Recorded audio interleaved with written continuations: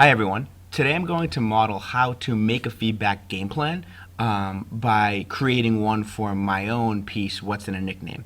A couple things that I want to mention here about this. First of all, you will have class time today to work on it. Whatever is not done, this needs to be finished by tomorrow. And the reason why it needs to be finished by tomorrow is that it's going to lead the way to student-led conferences. Where basically you would sit down with one of the adults in the room and go over your game plan and show us how you're going to make really meaningful revisions to improve your final draft. A couple other things I want to make note of is we're really looking for specific and measurable goals. And this word right here, measurable, is going to be really important to us. What I mean when I say measurable is I mean that you're going to be able to prove that you've accomplished this goal.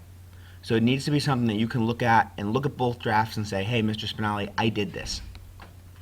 And the last piece of advice I want to give you while you're filling this out is that when you're asking questions, the more specific the questions are, the more specific the feedback is, and in turn, the more helpful the feedback is.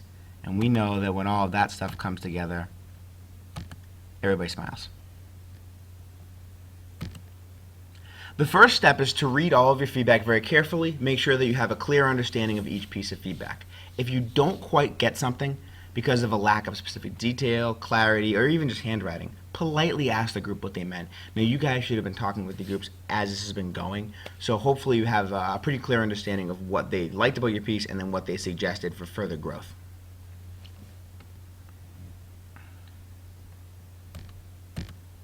The next step is to review the feedback again. What is it telling you? What did your audience enjoy? Where could you improve on?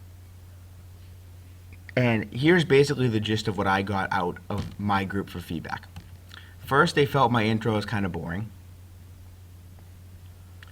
They did, however, like that my belief statement and personal definition was very clear.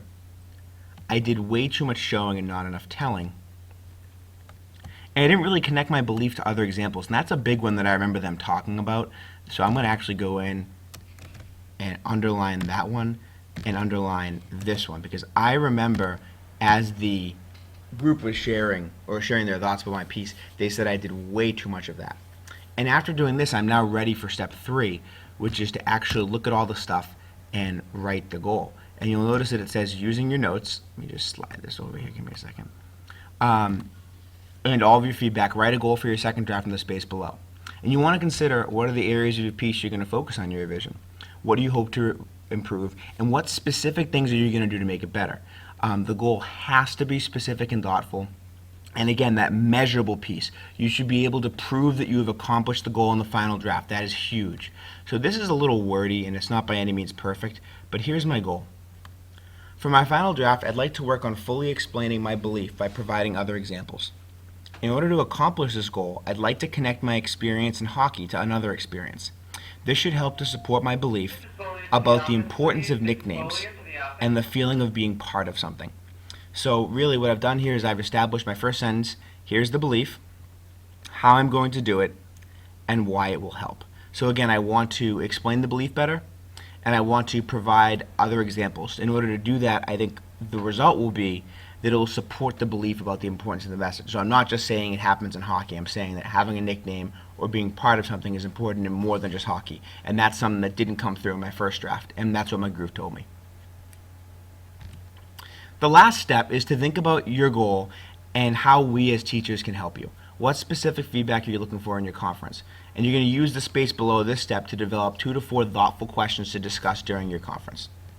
So a couple parts that I just have 3 main questions that I want to focus on when I conference with Ms. Halsey about my first draft. I'd like to know where she wants more sensory detail, so where would you enjoy more sensory detail? But at the same time, I'm a little nervous because the group, if you remember from the last video, said there were certain points where it kind of got boring. The story kind of just dragged on, and I really want to eliminate that. So I'm going to go ahead and say, I feel like there are parts of my story that, like parts of my story drag. Are there parts that I should cut out? And then lastly, although you don't have to have a grabber, I feel like my intro is just kind of blah. And I want to know from Ms. Halsey, what do you think I should do to make the introduction a little more of a grabber, to make it a little more enticing, a little more like people want to read it? So once again, those are the 4 steps that you'll be using today. And just as a reminder, let me find the slide again. The first draft, or rather this feedback game plan, is due on Wednesday the 30th. You will have the remainder of class to finish peer revision with your groups and work on this sheet. It must be completed by tomorrow. Good luck.